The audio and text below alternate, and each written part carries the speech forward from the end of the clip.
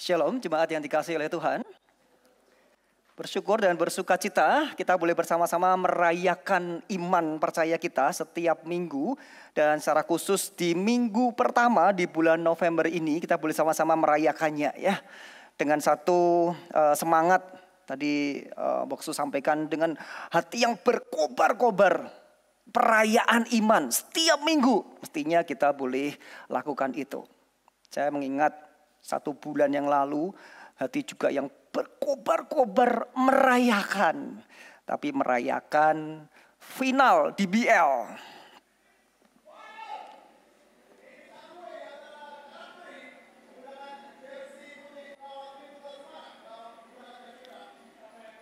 Tim Putra Sekolah Kristen Tritunggal masuk final setelah menjadi juara di Semarang. Ini bertemu di Solo. Dan ketemunya juga dari Semarang juga. Dan dari free throw hanya masuk 1. Dan inilah dia dan menjadi pemenang Honda DBL with Kopi Good Day 2023 Central Java Series SMA Tritunggal Semarang. 1 bulan yang lalu. Kemudian tim putri juga masuk final. Central Java Series tentunya. Kali ini Tritunggal on the offense. Bola dibawa oleh Rena Luhur. Kayaknya nggak asingnya dengan nama Rena Luhur ya. Ada di sini datang. Ini akan dilepas Bu. Dan juga mengalami kemenangan ya dengan skor telak. Dan tentunya kita ucapkan selamat ya untuk Tritunggal yang menang juga Bu atas SMA Terang Bangsa di SMA Tritunggal Yualita Rensi dan Nathan Cristiano dari SMA Tritunggal Semarang. 1 minggu lalu dalam Wali Kota Cup, tim putra SMP juara kedua. Dan tim putri SMP juara 1. Sabtu di 2 Sabtu yang lalu berarti ya. Semua ini menginspirasi tim putri SD Sabtu kemarin juara 1 di Piala Wali Kota. Beberapa di antara kita bertanya-tanya, ini benar nih tema khotbahnya dalam rangka pekan pendidikan tuh gimana ini ya? Bukan ya, nggak usah deg-degan, ini bukan pekan pendidikan. Saya mau nyampaikan bahwa betapa senangnya ketika penonton, saya jadi supporter, ketika kemudian ada yang memasukkan bola, wah jingkrak-jingkrak teriak-teriak sampai suaranya habis begitu ya. Apalagi kalau seandainya orang tuanya, wah senengan ya. Wah, anakku gitu ya. Wah, dan masukkan. Betapa senangnya. Apalagi pemainnya. Di sini ada, tadi pagi datang Relin, juga ada Rena, juga pemain-pemain handal luar biasa. Yang sering memasukkan bola begitu ya. Betapa senangnya perasaan itu ketika banyak memasukkan bola. Pasti pulang dengan perasaan sukacita. Dalam kisah di buku ini buku baru ya. Kalau Bapak Ibu mau beli bagus nih ya. Buku bagus. James Bryan Smith menceritakan ternyata GBS, saya sebutnya GBS ya. GBS itu pinter main basket juga waktu SMA. Dan ketika tanding hari Sabtu, Jumat dan Sabtu 2 kali pertandingan. Dan dia memberikan poin luar biasa. Menyumbangkan poin 25 poin Jumat dan Sabtu. Betapa senangnya dia. Dia kemudian bergegas untuk kemudian bisa pulang dan bertemu dengan orang tuanya. Bertemu dengan papanya. Dengan harapan papanya kemudian, wah anakku luar biasa. Kamu mau sepatu basket baru begitu ya? Kamu makan di mana? Yuk. Wah, mamanya nggak mau kalah sih. Oh, ini enggak. Ini anakku. Ya, biasanya kalau anaknya berprestasi kan rebutan papa mamanya. Ini kemudian menceritakan pengennya begitu betapa luar biasa bisa mencetak bola. Tapi begitu ketemu papanya bilang, kamu tahu enggak kenapa 3 kali kesempatan tadi kamu nggak bisa memasukkan bola? Itu karena posisi kakimu yang salah. Bayangin James Bryan Smith ketika dia berusaha untuk menyembunyikan perasaan senangnya gitu ya.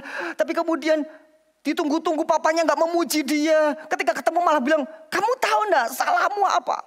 Gak tahu. Kakimu yang salah, posisi kakimu salah, makanya nggak masuk tuh bola. Dia sampaikan kepada terapisnya hal ini dalam buku di bab keempat, Aku Dikasihi. Dia kecewa, dia merasa nggak disayang, dan itu yang membuat kemudian dia bergumul dalam konsep mengenai orang tua yang mengasihi dia, tapi juga ditarik kepada Allah yang mengasihi dia. Dalam sebuah lelucon teologi kuno dikatakan demikian. Allah mencipta manusia seturut gambarnya. Lalu manusia membalas hal serupa. Jadi ketika Allah mencipta manusia menurut gambarnya, lalu manusia itu mencipta Allah menurut gambarnya. Sesuai dengan pikirannya sendiri, menggambarkan sesuai konsep Allah yang dia pikirkan. Dan ini yang dialami oleh James Bryan Smith dan juga banyak di antara manusia. Gagal memahami konsep Allah dari perspektif ini. Konsep yang salah dikaitkan, disamakan dengan bagaimana orang tua mengasihi anak.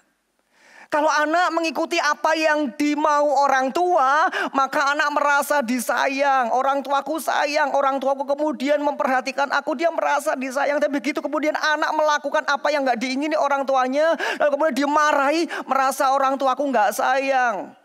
Bahkan sampai kemudian berpikir bahwa orang tua gak mau lagi sama aku. Hal ini kemudian beberapa orang Kristen tanpa disadari selama ini menganut teologi kursi putar. Jadi kalau baik-baik saja berhadapan tuh, ngobrolnya enak. Tapi kalau enggak, terus enggak mau tuh. Jadi bukan kasih yang tak bersyarat, tapi kasih yang bersyarat. Jadi kamu ngikutin aku enggak, kamu nurutin enggak, kamu rajin enggak belajar. Rajin, yo sama papa yo. Begitu kamu enggak, enggak, papa enggak mau kamu. Papa enggak mau sama kamu. Ini teologi kursi putar. Ini ngomong-ngomong kalau khotbah pakai gini enak maksudnya. Minggu depan gini aja deh. Sambil duduk. Jadi ini yang dihidupin, ini yang diyakinin tanpa disadari kalau Allahku adalah Allah yang seperti orang tuaku. Jadi kasih Allahku itu kasih yang bersyarat, bukan kasih yang tak bersyarat. Ini yang tanpa disadari juga sudah dihidupi oleh orang Israel pada waktu itu. Konteksnya adalah orang-orang Yehuda setelah pembuangan. Yang sama-sama kita renungkan dalam perikop Maliaki 1 ayat 1-5. Saya akan bacakan bagi kita sekalian. Demikian bunyi firman Tuhan. Ucapan ilahi firman Tuhan kepada Israel dengan perantaraan Maliaki. Aku mengasihi kamu, firman Tuhan. Tetapi kamu berkata, bagaimana engkau mengasihi kami? Bukankah Esau itu saudara Yakub? Demikianlah firman Tuhan. Aku mengasihi Yakub tetapi membenci Esau. Aku membuat pegunungannya menjadi sunyi, sepi, dan tanah pusakanya aku jadikan padang gurun bagi serigala betina. Apabila Edom berkata, kami telah dihancurkan tetapi kami akan membangun kembali reruntuhan itu. Maka beginilah firman Tuhan semesta alam. Mereka boleh saja membangun, tetapi aku akan merobohkannya. Orang akan menyebutkannya negeri kefasikan dan bangsa yang dimurkai Tuhan selama-lamanya. Matamu akan melihat dan kamu sendiri akan berkata, Tuhan Maha Besar melampaui wilayah Israel. Sampai demikian bacaan firman Tuhan yang berbahagia setiap kita yang boleh bersama-sama menyimpan firman Tuhan dalam hati serta yang melakukannya dalam hidup kita hari lepas hari. Terjemahan yang baru saja saya bacakan, terjemahan dari edisi yang kedua, revisi yang kedua. Berbicara mengenai kasih tak bersyarat, saya lebih suka dengan bahasa Inggrisnya, unconditional love. Biar terlihat keren sedikit gitu ya, masuk kasih tak bersyarat ya, sekali-kali bolehlah terlihat keren ya, unconditional love. Dan kalau ngomong soal love, ngomong soal cinta, seringkali kita kaitkan dengan sesuatu perspektif yang indah-indah, bukan? Love is happiness. Seringkali begitu, padahal salah. Love is not happiness. Maka tak heran ngomongin cinta, bayangannya pacaran, bayangannya honeymoon. Kayak ini.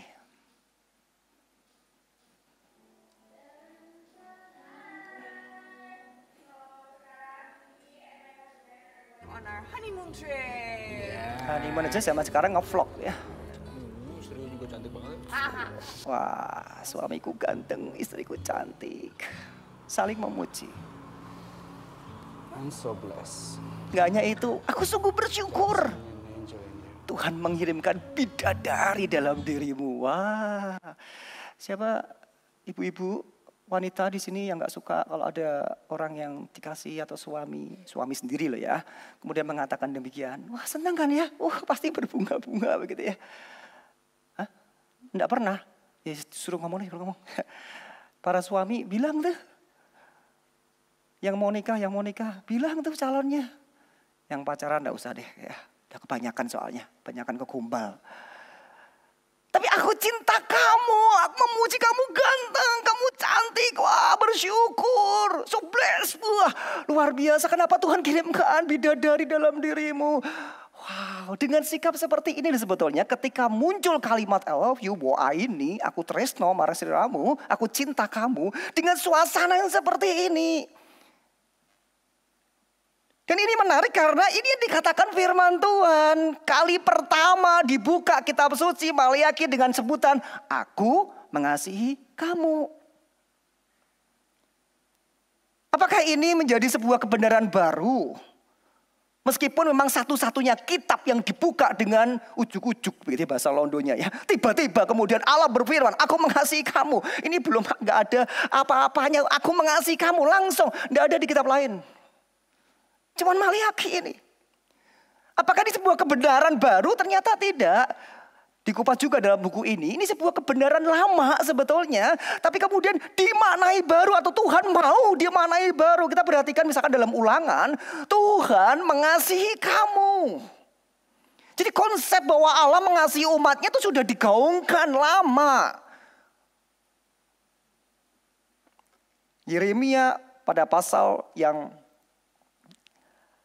ke-31 lebih komplit lagi mengatakan, aku yaitu Allah mengasihi engkau dengan kasih yang kekal, sebab itu aku melanjutkan kasih setiaku kepadamu.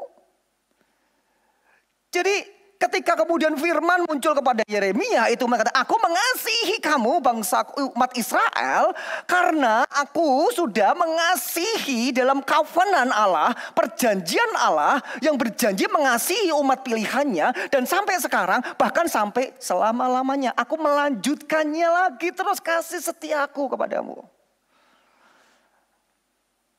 Tetapi ironis, yang mestinya dengan spirit demikian, spirit sukacita demikian, tetapi justru kemudian direspon oleh umat. Dikatakan firman Tuhan, setelah Allah mengatakan aku mengasihi kamu, lalu kemudian umat mengatakan bagaimana engkau mengasihi kami. Ini bayangin seorang bapak, suami, laki-laki yang kemudian nembak pasangannya, kekasihnya mau jadian. Aku cinta kamu. Atau suaminya mengatakan pada istri, aku cinta kamu. Wah ini. Kemudian pasangannya mengatakan, bagaimana engkau mengasihi aku? Ada satu keraguan di situ. Kenapa bisa muncul ucapan itu? Bisa jadi apa yang dipikirkan dengan realitanya tuh gak nyambung, gak selaras, dipandang gak selaras. Kamu bilang kamu mengasihi aku, tapi kenyataannya gak kayak gitu. Kamu gak membuktikan kamu mengasihi aku. Dengan perspektif sendiri. Gak berlebihan sebetulnya respon ini karena konsep yang salah ketika dihidupin dengan teologi kursi putar tadi dikaitkan dengan kondisi realita orang-orang Yehuda pasca pembuangan pada waktu itu bukan dalam kondisi yang baik.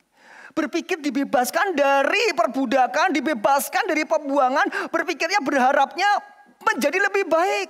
Seperti apa yang dinubuatkan nabi-nabi sebelumnya. Tapi kenyataannya tidak. Secara spiritual, kerohanian buruk. Kalau dikatakan dilihat di Maliaki itu mereka mempersembahkan korban yang cacat. Bahkan imam-imam mengajarkan yang gak benar-benar. Bahkan ada dosa-dosa yang lain yang dicatat di Maliaki ini.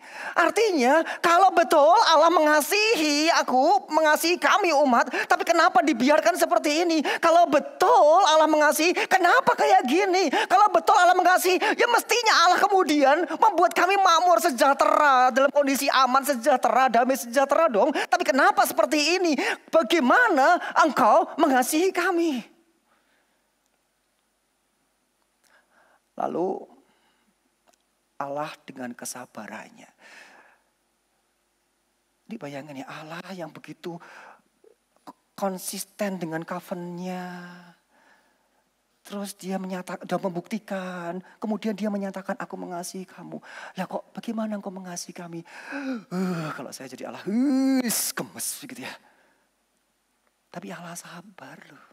Allah kemudian menjawab, aku mengasihi Yakub, tetapi membenci Esau.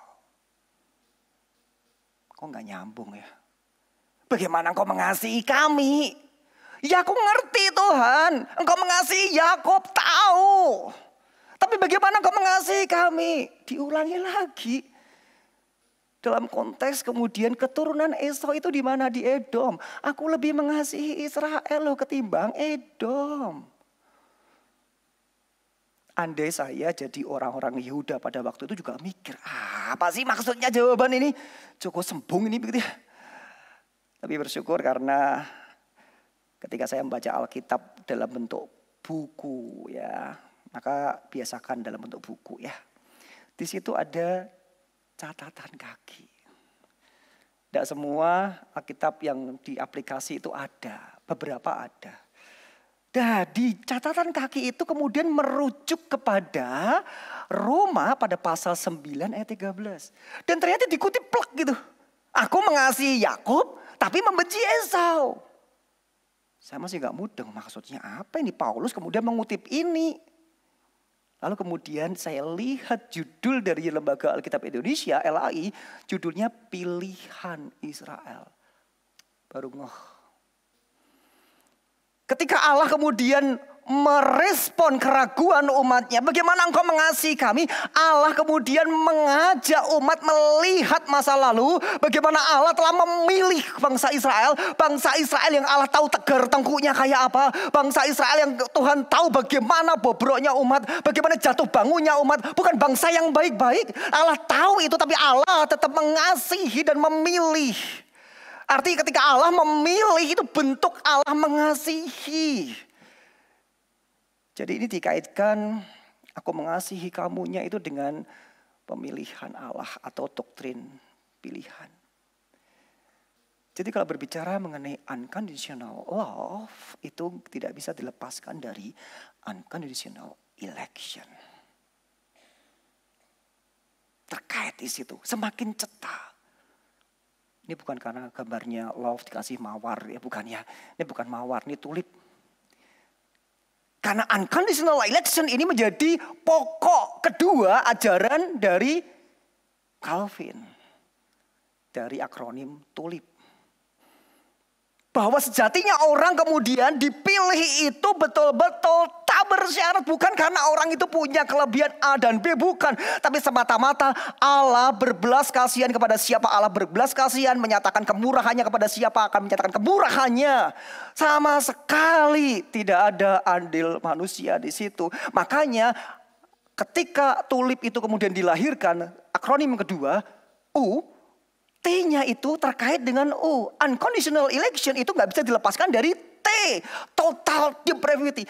Kerusakan total. Kebobrokan total manusia. Manusia yang bobrok, yang rusak itu kemudian. Yang kedua, Allah memilih loh manusia yang kayak gitu. Allah kayak mau mencelikkan itu loh. Kayak gitu loh kejadiannya. Itulah aku mengasihi kamu. Sederhananya begini. Ketika laki-laki dan perempuan jatuh cinta. Lalu kemudian sang laki-laki itu kemudian menyatakan kebobrokan masa lalunya. Dan dia tahu konsekuensinya. Gadis pujaan hatinya bisa meninggalkan dia. Tapi tanpa disangka-sangka sang gadis mengatakan, "Iya, aku tahu masa lalumu seperti itu, tapi aku tetap mengasihi kamu. Aku tetap cinta sama kamu." Betapa sang laki-laki ini merasa si gadis pujaannya kan begitu mengasihi dia. Karena tahu kebobrokanku, tapi dia tetap mengasihi aku. Tetap cinta sama aku. Itu yang mau diharapkan ketika Tuhan mengatakan, Israel aku kasihi, Edom aku benci. Terjemahan lebih tepatnya adalah Israel aku kasihi, lebih aku kasihi ketimbang Edom, begitu. Untuk membuktikan bahwa aku benar-benar mengasihi kamu. Seorang yang bernama John Piper. Dia guru, dosen, rektor, penulis, pendeta. Komplit rasanya ya. Menuliskan satu hal tentang unconditional election, unconditional love yang harusnya dimiliki oleh para pengikut Calvin. Orang-orang percaya, reform begitu.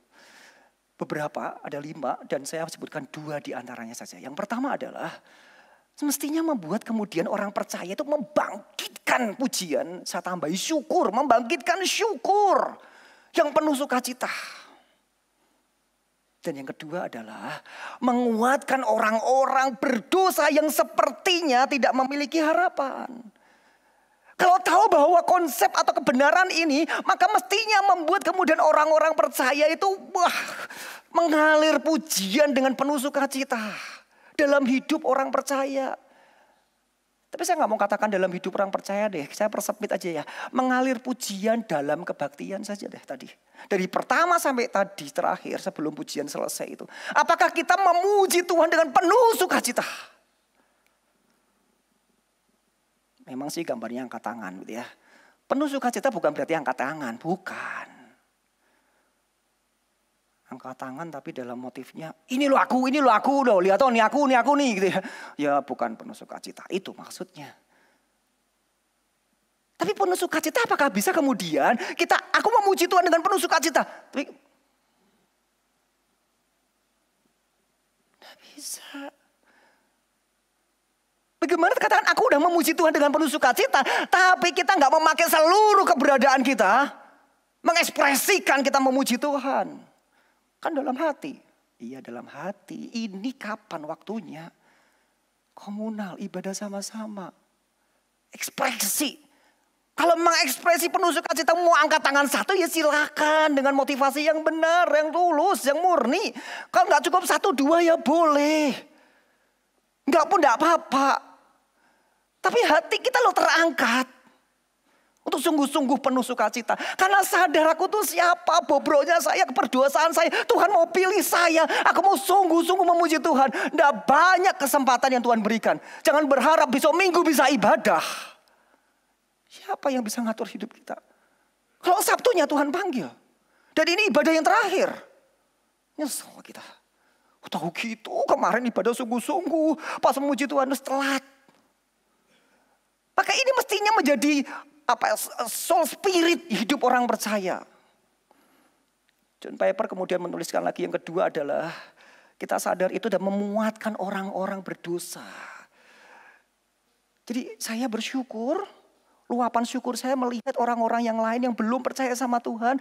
Dan kemudian putus harapan, saya akan bagikan ini ada pribadi yang menerima kamu apa adanya.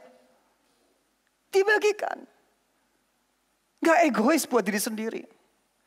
Tetapi juga ini bisa dimaknai bagi setiap saya dan kita semua yang hadir di sini. Jika kita belum percaya kepada Tuhan, maka come to Jesus, datang kepada Yesus. Karena satu-satunya pribadi yang bisa menerima kita apa adanya, hanya Yesus. Gak ada yang lain. Tanpa syarat. Unconditional love dan unconditional election itu. Allah yang memilih. Konsep Allah yang memilih itu loh. Yang kita syukuri itu. Karena kita rusak total. Ini yang mestinya mengalir dalam hidup setiap saya dan kita semua, bukan? Seperti yang disampaikan John Piper. Kenapa bisa kemudian gak mengalir seperti ini? Karena konsep yang salah mengenai kasih Allah. Karena menganut teologi kursi putar tadi. Padahal kasih Allah bukan kasih yang bersyarat, tapi kasih tak bersyarat. Tidak cukup Allah kemudian merespon keraguan umatnya. Karena Allah tahu tidak hanya itu. Sudah batin bahwa tidak hanya, bisa jadi ketika Allah mengatakan demikian kemudian umatnya, oh iya betul-betul saya setuju. Terbuka wawasannya, iya, tersadarkan kembali bahwa iya aku sudah dipilih Allah. Bersyukur. Terus mikir, tapi kan dulu bisa berubah. Buktinya pasanganku berubah. Buktinya orang tuaku berubah. Bisa jadi konsep yang salah yang kedua adalah itu. Seperti kisah tadi. Habis memuji dalam perjalanan masih Ini tuh namanya aku nemenin bulan kamu madu nemenin loh ini. bareng, tau nggak? Hey, Farah, I'm talking with you. Huh? Don't you dare turn your back on me. I'm talking with you. Kamu nggak biasa teriak-teriak, sekarang kamu berani teriak-teriak sama aku. Hah? Percaya aku sama kamu. Kamu tahu gimana perasaan aku? Aku ini suami kamu. I know. Aku selalu appreciate kamu. Ya tapi kamu lihat dong. Hah? Pikirin perasaan aku. You don't trust me? I don't trust you. You don't trust me, you said?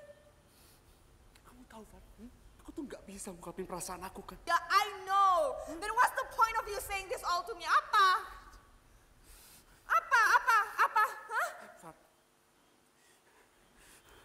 gue nyesel nikah sama lo. Gue nyesel nikah sama kamu. Bapak Ibu, ini film ya, ini jangan tegang gini ya, ini film ya, film. Aduh, jadi tegang gini ya. Jadi rasanya nggak bisa gerak ya. Apalagi sampingku, pasangan hidupku, aduh, suamiku atau istriku. Kok mirip-mirip ya dengan kisahku ya? Enggak ya, ini hanya film ya. Sebagai ilustrasi khotbah. Tapi ini realita. Realita bahwa kasih manusia berubah. Suami istri yang diikat dalam perjanjian di altarnya Tuhan. Yang mestinya dari covenant kasih Tuhan kepada umatnya itu kemudian mengalir ikatan kasih suami istri. Tapi menjadi luntur. Aku nyesal nikah sama kamu.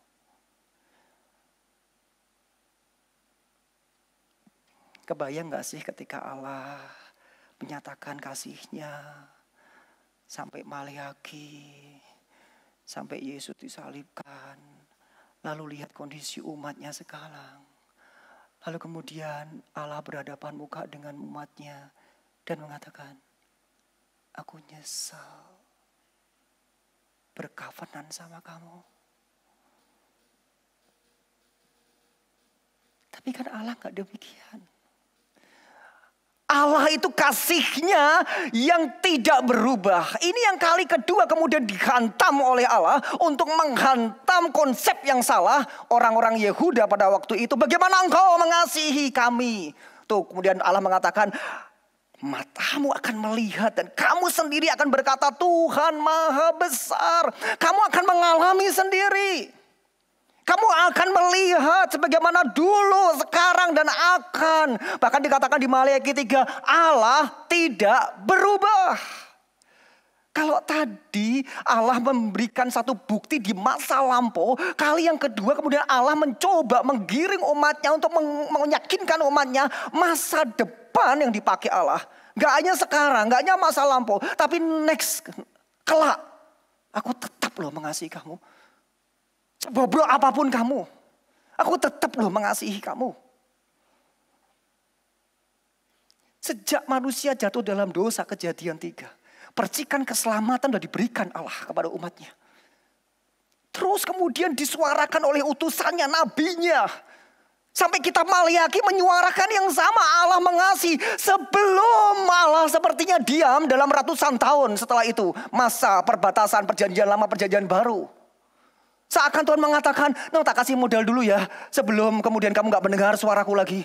Aku mengasihi kamu. Pegang itu ya, aku mengasihi kamu pokoknya. Dan dibuktikan dalam Matius, Allah kemudian lahir itu. Dalam rupa Yesus Kristus. Sebagai bentuk kasih Allah kepada manusia. Bahkan kemudian Paulus kemudian mengatakan dalam Roma ayat 5 ayat 8. Justru ketika manusia masih berdosa, Allah menunjukkan kasih-Nya.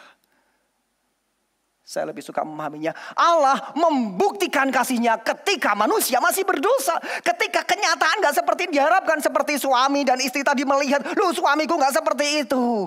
Barusan ngomong kamu bidadari yang Tuhan kirimkan. Beberapa hari kemudian aku nyesal nikah sama kamu. Tuhan gak seperti itu. Tuhan konsisten. Dan tetap menyatakan kasih-Nya. Dia mau mati di atas kayu salib. Untuk membuktikan cintanya, kasih-Nya. Pada waktu itu manusia baik. Manusia masih berdosa. Manusia masih menjengkelkan hati Allah. Mendukakan hati Allah. Tapi justru disitulah kasih Allah kemudian dinyatakan. Aku buktikan, aku tetap mengasihi kamu. Tidak ada kasih lebih besar daripada kasih seorang yang menyerahkan nyawanya, bukan? Kalau Yesus sudah lakukan itu. Kalau Allah sudah membuktikannya itu, kurang apa lagi coba? Ini ngomong soal pembuktian. Aku bukan sekedar ngomong. Tapi aku buktiin loh. Andai ya ada seorang wanita yang percaya betul bahwa laki-laki ini sungguh mencintainya. Dan rela berkorban untuk dia. Saya yakin loh wanita itu pasti akan menyerahkan segalanya buat laki-laki ini. Apalagi sudah dikecewakan berkali-kali. Ketemu nih laki-laki yang beda. Dia betul-betul sudah tidak sekedar ngomong wah ini. Tapi betul-betul menyatakan, membuktikan. Saya yakin wanita ini akan menyerahkan hidupnya. Dan orang tua wanita ini kemudian setuju untuk nikah. Saya yakin. Dan mestinya itu loh, sikap itu yang kemudian ada dalam diri orang percaya. Ketika sadar bahwa Allah betul-betul membuktikan kasih-Nya itu, maka yang mengalir adalah bagaimana sikap hati kita untuk kemudian menyerah total kepada Allah. Meskipun kenyataan gak seperti yang diharapkan. Meskipun rasanya Tuhan gak mengasihi aku. Kok diem aja, kok kenyataan gak seperti aku harapkan Tuhan. Tapi penyerahan total itu yang Tuhan harapkan. Karena kita percaya Allah yang kita sembah, Allah yang gak berubah, Allah yang menyatakan kasih-Nya itu. Menutup bab keempat, James Bryan Smith ketika menceritakan kisah papahnya yang memperhatikan kakinya itu. Terapisnya mengatakan demikian. Kamu tahu gak James? Selama pertandingan, papamu di pinggir lapangan. Dia melihat kamu terus. Dia mau membantu kamu. Dia mengasihi kamu. Dia tahu itu salah posisimu, kakimu. Tapi dia sebatas di pinggir lapangan gak bisa apa-apa. Itu karena dia mengasihi. Begitu kamu pulang dia buru-buru kasih tahu. Supaya kamu bisa optimal, maksimal. Itu betul sayang papamu. Baru James sadar. Kenapa dia gak bisa merasakan sayang papanya? Karena dia berharap papanya memuji dia. Gak didapatin. Malah dikasih tahu kakimu salah. Tapi menyatakan kakimu salah itu sebagai wujud kasih papamu. Supaya kamu maksimal. Lalu sebuah kalimat penutup. Di bab 4 ini dikatakan demikian. Sesungguhnya Allah tetap mengikuti pertandingan kita. Dan sedang memperhatikan kaki kita. Dia tidak pernah gagal untuk mengasihi kita. Andai yang kita dengar adalah soal kaki kita, kejatuhan kita, kesalahan kita. Tapi itu sebagai wujud Allah untuk membangkitkan kita. Supaya kita lebih baik lagi, lebih optimal lagi. Jadi unconditional love itu kita gak boleh lupakan. Ada unconditional election itu. Tetapi itu akan menghantar kita kepada unconditional surrender. Penyerahan bersyarat. Jadi kita berserah kepada Tuhan, bukan Tuhan kalau usahaku berhasil, aku mau berserah sama Tuhan. Aku mau sungguh-sungguh menyembah Tuhan. Kalau nilaiku bagus, kalau, bukan. Betul-betul penyerahan tak bersyarat sebagaimana Tuhan telah mengasihi kita tanpa syarat.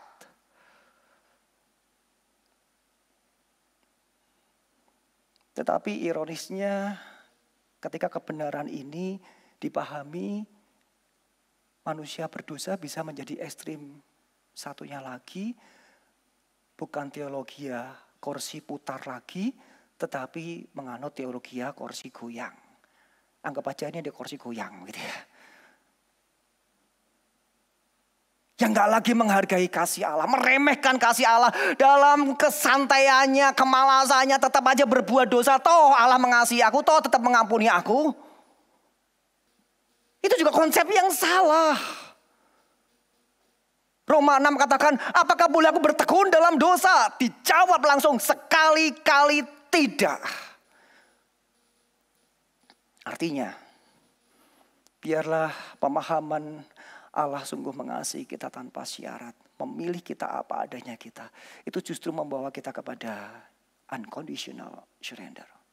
Penyerahan tanpa syarat. Dalam keterbatasanku Tuhan, aku gak tahu. Tapi kalau Tuhan izinkan aku mengalami ini, aku mau sungguh-sungguh berserah. Mengikut apa yang Tuhan mau. Karena aku percaya Tuhan mengasihi aku, bahkan sangat mengasihi aku. Jadi belajar tentang unconditional love. Pada saat ini menghantar kita untuk boleh bersama-sama. Ayo berserah. Berserah penuh. Ada Tuhan yang kita percaya. Tuhan tidak pernah gagal kok mengasihi kita. Dalam mewujudkan kasihnya itu rencana Tuhan tidak pernah gagal kok. Itu cukup bagi kita untuk kemudian berserah penuh. Melewati pergumulan apapun. Ingat satu hal. Kita adalah umat yang dikasihi Tuhan tak bersyarat. Unconditional love Tuhan telah nyatakan. Melalui election. Unconditional election. Tapi itu gak cukup. Mari kita hantar sama-sama miliki sikap hati unconditional surrender. Penyerahan tak bersyarat seutuhnya, sepenuhnya untuk Tuhan.